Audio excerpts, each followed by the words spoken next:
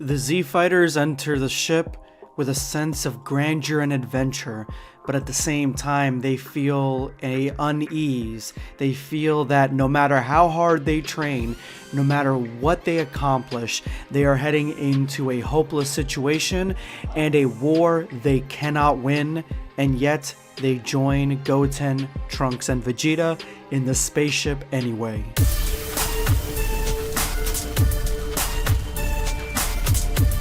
Prepare yourself, Dan Saiyan. It is finally here, guys, and I am proud to present a brand new merch line on the Blackscape shop, and this is a new shirt encompassing the amazing and legendary work from Merrick Marimo himself, the creator of Dragon Ball Deliverance. This is his version of Super Saiyan 100, Super Saiyan Infinito for my Latin American members here.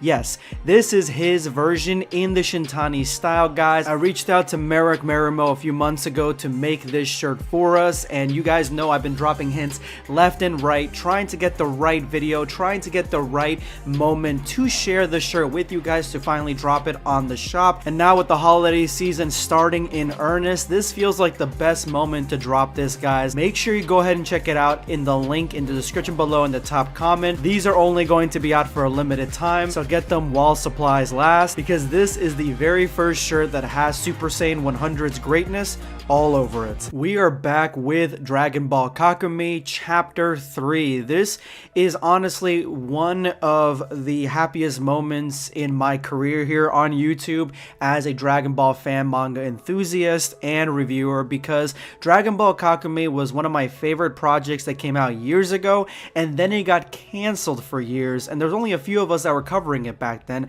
and to see it come back not only with a new direction, new story, and most importantly new art style that really has been catching the Dragon Ball community at large by storm, it really makes me feel happy for this, because back then I never would have thought that I would see Chapter 3, let alone Chapter 2, and now we're here and they're continuing this. We're gonna be getting Chapter 4 before we know it, and it looks like we're getting a new chapter at least once a month. To me, this Dragon Ball fan manga is as hype as the official Dragon Ball Super manga that we get every single month. So if you guys are not caught up to date to what happened, I'm gonna leave a link to my last video in the description below in the top comment. Make sure you check that video out, because that video will tell you exactly where the story is from here. But essentially, just to give you a quick recap, there is war. They have 2 years, the Z Fighters, all the warriors in all the universes, they have 2 years before the evil angels and the mother of all angels plus Goku gets unfrozen. That is all the time they have to get stronger, strong enough to combat deities, guys, strong enough to combat angels. And right now, Goku's not even there. He is as strong as, or a little bit weaker than Beerus. So if he isn't strong enough to defeat the angels, or let alone a god of destruction, I don't know how these guys are going to get strong enough, all these Z fighters, all these warriors strong enough to be able to combat this growing threat. Let's begin. Vegeta and Bulma are coming up with a plan as to how to best spend the next 2 years to have a shot to save all the universes from chaos. I love that Bulma and Vegeta are both working as a team here. Not only that, I love the design of Bulma. This isn't the DBS Bulma design. This is future Bulma's design with the DBS clothes. I love this time skip. I love the way she looks. I love the little homage to that forgotten timeline. The plan is simple. They need to find Broly, Chilai, and Lemmo, so that way they, with their huge potential, can come and join the fight. And then Goten, Trunks, and Gohan will be going to Whis for further training. Deep in the remote mountains, Piccolo is in mid-meditation when an unknown being comes into his vicinity, and all Piccolo asks is, "May I help you?" showing that he really isn't afraid of this individual. If anything, he is more curious to see what he can do for this individual. "What do you mean I'm too busy? Hurry up and come here, you selfish..." Okay, it's fine. She wants me to go find someone. I can do that for a friend, right? That Jacko, I swear, he's such a slacker. Even when a war is about to break out, he finds a way to postpone what he is asked to do. Seriously, he can do that for a friend, right? When she's angry, even the greatest warriors can't stop her. So Bulma's asking Jacko to help her get Broly, but Jacko's a little bit busy, and Bulma just lays into him until Jacko basically bullies him until Jacko decides to go get Broly. And honestly, Bulma has been asking Jacko for a lot, like since we've met him in Resurrection of F. I mean, he was the one that warned him about Frieza, so Jacko has been very reliable, and he's been there since the very beginning, at least in terms of DBS, so Bulma needs to take a chill pill here. Vegeta leaves the commotion of his wife inside as Gohan asks, "What's going on over there? You guys having some issues?" And Vegeta says, "Nothing compared to what's going on out here." As Vegeta handing off Bulma to Videl asks Gohan, "What do you plan on doing?" Even though he had said earlier he wants him to go to see Whis, he's actually asking Gohan, what are your future plans? Are you going to train, or are you going to study, or are you going to do both? Vegeta in all of this is not the same Vegeta in any other iteration of Dragon Ball fan mangas, not even close to the one in Dragon Ball Super. This is a far more mature, far more level-headed type of Vegeta, where he even sees Gohan as an ally, as an equal, respects him enough not to order him around, and actually ask him what he wants to do. Vegeta suggests to Gohan, why not go train with Goku and everyone over there on Beerus's planet? You can bring Goten, you can bring Trunks. They already agreed to go. They're excited. I think this is probably the best course of action. So Vegeta did kind of choose this for Gohan, but he's kind of like trying to sell him on it, like maybe this is the best course, this is what you should be doing. But Gohan rejects it. He says, I have a better plan as to how I'm going to spend the next 2 years in training. Vegeta trusts Gohan with his decision not to go to Beerus's planet and to go do some other training if he definitely believes this is going to help them in the war to come. But then he asks, what about Krillin, Yamcha, and Tien? What is the best training program for them? Instead of casting them out as weaklings like old Vegeta would, saying that there's no even reason for them to even be there, they're just weaklings, they're never going to get strong enough, Vegeta's actually being like a leader, a team player, and asking Gohan like, what are they going to do? What is their training program? Like, what would best suit them? And Gohan has the perfect idea. Gohan decides to take it on himself to pitch the idea to Krillin and Tien and Yamcha, which I think it's cool that we get Vegeta coming up with a plan. He had a plan for Gohan, then he pitches it to Gohan. Gohan has a different plan, but he's got a plan for somebody else. Then he pitches it to somebody else. I like that they're working as a team. This is probably the most teamwork I've seen out of the Z Fighters in a very long time. And when he goes to Krillin's house, Krillin has, again, that hair that he had earlier in the last chapter. Plus, he's still wearing his outfit from the party, and he's hanging out with his daughter and wife. And Gohan tells him that I have the best training solution for you. Come check it out. But at that moment, they all get the most devastating news to date, and that is something that Whis has told Vegeta, and Vegeta seems slightly worried, but not as worried as everybody else. Even this information got 18 shook. Goku is frozen in the universe that the Grand Priest ended up putting a timer on. He is stuck there with the rest of the evil angels and gods of destruction. Yeah, this is not good for the Z Fighters, especially if they were counting on Goku's help to win this. Now this is actually a really cute moment. We see that the Namekians from Universe 6 actually asked the Kai to come bring them to Piccolo because they realized how much stronger Piccolo was in Universe 7 than their own Namekian race, and they are asking him to train with him and also telling him that they have some stuff that he can learn from them. They can contribute to the training. Each universe is trying to get the one up on these evil angels in this war by any means necessary. So all the universes are coming together for training, and Piccolo agrees that he will train these two Namekians. Bulma and Jocko are tasked to get Broly, Chi-Lai, and Lemmo, and when Bulma meets Broly, this is actually pretty funny. She says, "Oh, I didn't think you were that tall," looking up at him like with intrigue. Bulma looking like a total snack right now. Love the way you guys drew Bulma, Renko. This is actually a really good interpretation of her. Love her design. Like, she's probably, honestly, design-wise, my favorite character so far in this manga, and I like that she's a main player. But this obviously got Chila thinking some kind of way, and she's like, you better back the fuck off my man, you know, even though they're not together, you better back up. And we get the interesting revelation that they all three thought this was a dream, a collective dream. The warning from the Grand Priest from his portal, they thought that it was a dream that they all had together, and that is because that was the only way the Grand Priest could show all the universes the exact same message, because some people would be sleeping. So whoever would be sleeping, they would be seeing it in their mind's eye. That's exactly what happened to Chilai, Lemmo, and Broly. Something that really didn't need to be added into the manga, but I like it because it definitely develops world building and makes things feel believable. And the meeting gets cut short by the revelation of Goku being imprisoned in Universe Zero. Gohan tries to rally the Earthlings, telling them that he has the right plan, he's got the right strategy for them to become far stronger than what they are right now, and they aren't really convinced. Master Roshi has been training and fighting for hundreds of years at this point, and he has basically peaked. He's an old man. Plus, he's got really good style. Krillin, on the other hand, he probably can become stronger, but feels like he can't. This is not the same Krillin from yesterday's fan manga that I read. If you guys haven't seen that fan manga, I'm going to leave a link to it in the description below in the top comment. Make sure you go ahead and check it out. It is a story of what if Krillin was a Saiyan, a Krillin that really wanted to get stronger. This is the opposite of that. He doesn't believe that he can get stronger. He's just going to get in the way, and he wants to stay with Marin and 18. For years, Son Goku has been protecting us and giving his life to the weak without hesitation. If you want to stay with your people, do it.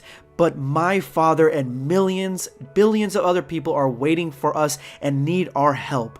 This is Gohan's rallying cry to the rest of them that they need to get off their asses and come help him. This sparks a fire in Android 18 as she brings Krillin into the other room and tells him that she will back whatever decision that he wants to make, but she does believe that they are all risking their lives, that we as part of their friend group, as part of the Z Fighters, one of us should do something, and that person, it's gonna fall on Krillin. As much as I would like to see 18 fight, you guys know I love Android 18 to death, Krillin is the one that needs to man up here. Trunks is having a hard time saying goodbye to Bulla as her older brother. He wants to protect her, but he wants to be with her as well. And Vegeta tells him to hurry on with Goten, go to the ship, which I like that Goten looks like a miniature Goku, like 100%. And I like it because we don't have Goku right now, so it's almost like people that love Goku and want him to be in every aspect of the story. If you remove Goku from the story, you still have mini Goku here who is just coming into his own. He's just starting his journey. And as Vegeta takes away Bulla, he says, "Don't worry, princess, daddy will be back."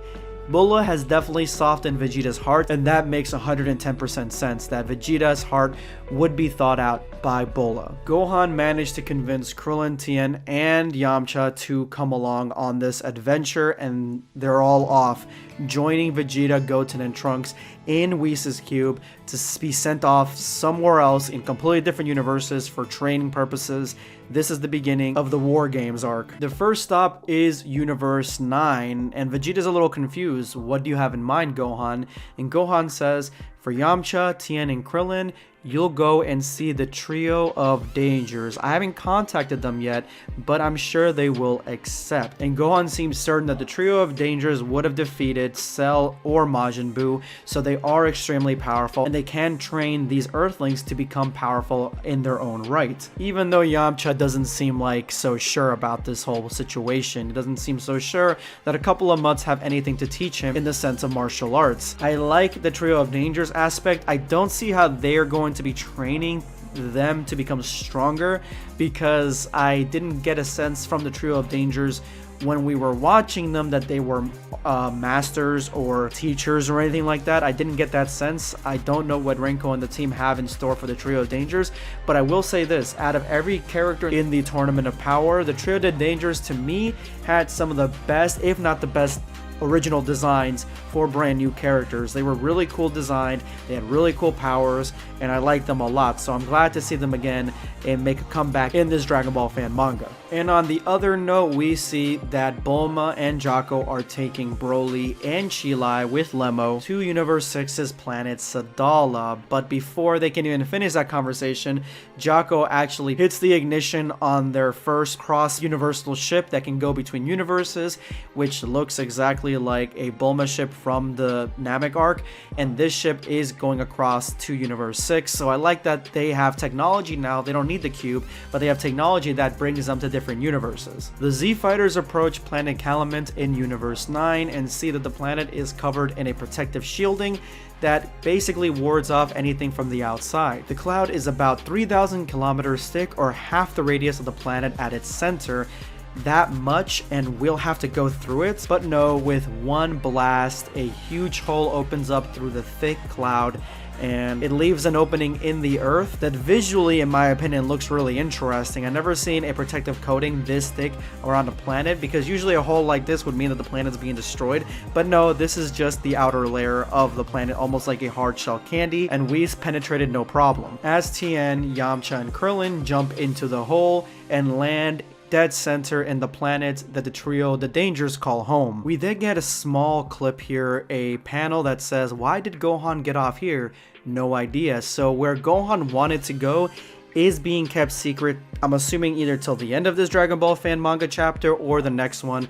We won't really know, but we do get that planet Sadala is where Vegeta is going to train, as well as he lands in the center of it, to the Saiyan surprise that there is technology this advanced somewhere in the universe that they do not have access to. And as the Saiyan comes and approaches Vegeta, gets right in his face, Vegeta knocks him out and says, "I'm not just a Saiyan, I'm your prince, you moron," as the rest of the Saiyans decide to gang up on Vegeta to take him down and give him a beating. Vegeta says, "We have Saiyans here with one arm, we have Saiyans here with one eye, this is going to be child's play." As Trunks and Goten are excited as all hell to be in Beerus' planet, the one place that Goku has been all along, that Goku has been going back to constantly, Goku and Vegeta, they want to go there too and train similar to their fathers. But as they land, Beerus is having none of that. He's relaxing, he's chilling, and he doesn't want anything to do with this. It looks like the Gods of Destruction, at least Beerus, isn't really caring too much about the imminent threat of the evil angels.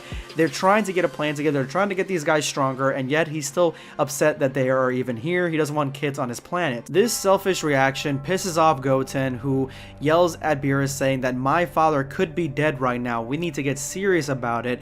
And Beerus says, "In another tone, mortal, your father is the least of our worries. In a war of this magnitude anyway, hothead as he is, Goku would have died one moment or another." Basically saying that Goku wouldn't have lasted very long in the fight to come anyway, because he is too much of a hothead, which seems to be a trait passed down to Goten, because Goten then launches an attack at Beerus, to Beerus' shock, as Trunks jumps in front of him, trying to block him, trying to make sure that Goten doesn't make a fatal error. And the one thing I gotta tell you about the top panel here is really cool, is that Goten, in mid-launch, in mid-attack, he's transforming into a Super Saiyan because he was in base form. I like the way that it's distributed throughout the panel, the way it looks, because I love it when mangas are able to portray like cool looking transformation sequences in real time just by panels. They're far more limited than animation, but sometimes techniques like this can be very effective. Move over, Trunks, as Goten doesn't realize the imminent danger that he's in, and Trunks keeps trying to get in between Beerus and Goten just keeps yelling at Trunks to move. But at that moment, Beerus comes in quick, snatches up Goten by his head, yells at him stop bawling, and throws him into the side of one of his moons. And before Goten can even breathe, Beerus is ready for that Hakai. But he wasn't very serious about it, because he honestly just knocks out Goten. But Goten was taken out far easier than his father was in the first chapter of this Dragon Ball fan manga, and Beerus just reiterates he does not want children on his planet. Tien, Krillin, and Yamcha are basically at the mercy of whoever's on this planet, and not only are they lost, they don't speak the language. These guys speak a completely different language, and they're surprised because the trio the Dangers spoke English, they spoke the same language, and now they can't communicate with anybody. But the trio the Dangers, after seeing what happened with the sky, they came in here to investigate, so they're actually at ground zero, and it looks like they're here to help. Vegeta takes down all the Saiyans only to be confronted by Caulifla, who yells at him, "Why did you take out my friends?" It looks like Vegeta may have landed in the poor section of Universe 6's planet Sadala, because if you guys don't remember, that is where Caulifla stays. She stays out in the outskirts with the rebels and just dirty brigands and stuff like that. She's like a gangster. So she lives in the low poverty sector where you have to steal to get by. You have to steal to eat. And so it looks like that's where Vegeta accidentally had landed instead of landing in the nice areas with the prime real estate and where the royalty resides. He is down here with Caulifla. Jocko is surprised the ship made it in one piece, and now they're off to Universe 6, but he does say something interesting, that this was its maiden voyage. They've never tried this out before, so this is the first time a piece of technology is breaking through the time barrier, the sound barrier. I just made that up, but you can see here on the top panel that you can see it punching the ship, punching through space-time reality. I love the designs here, guys. The creator, the artist here, he must be putting overtime in for this fan manga because he's just hitting it out of the park. Lord Belmont will not lose his destructive powers. However, he has been a god of destruction for 3 million years, and the powers of immortality attributed to destructive deities last only as long as their reign. So what Margarita is saying is that after you become a god of destruction, you still retain some of those god of destruction abilities and powers, maybe not as strong, but you do retain them. The issue is that immortality only comes if you're still a god of destruction. If you are not a god of destruction anymore, you may have the destructive powers, but if your race has gone well beyond its years in being alive, then you're gonna die. And Belmont is ready for that sacrifice. He's realizing now that it is time to pass on the mantle.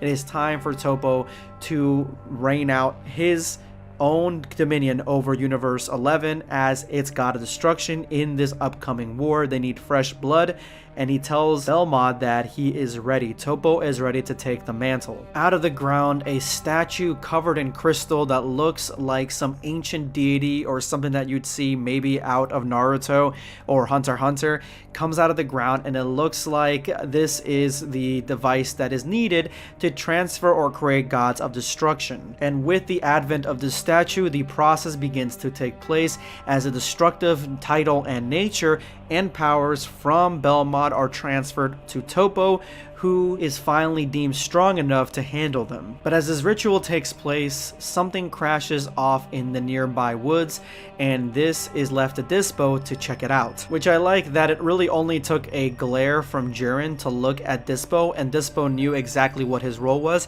to scout out what exactly just dropped, because they don't know if it's an enemy or not. They don't know what it is. Somebody who is coming with malevolent intention could come to try to destroy both gods of destruction in one fell swoop or something along those lines in this delicate process of transferring power. And this is the best panel in the entire chapter. This is what Belmont looks like after the transfer is complete. He's dead. Everything that he had is transferred into Toppo, and Toppo is now the god of destruction for Universe 11, leaving Belmont a statue, lifeless and decayed. Margarita really has no emotion toward this and asks Toppo how he feels, and Toppo, he's fine until he sees what became of Belmont and rushes over to grab him and make sure he's okay, but Belmont is essentially gone. And this is a cool scene. Instinctively, Dispo and Gohan, who really weren't here to see the entire transformation, as they look at Toppo, they realize that this is not the Toppo that they knew. This is a god of destruction.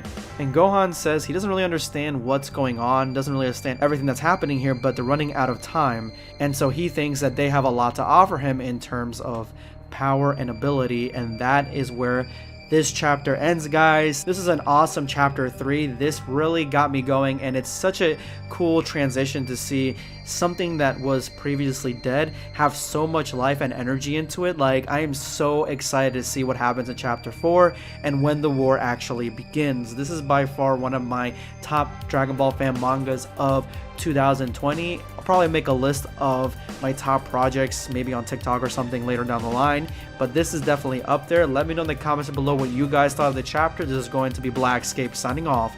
Take care, guys. Subscribe for more content.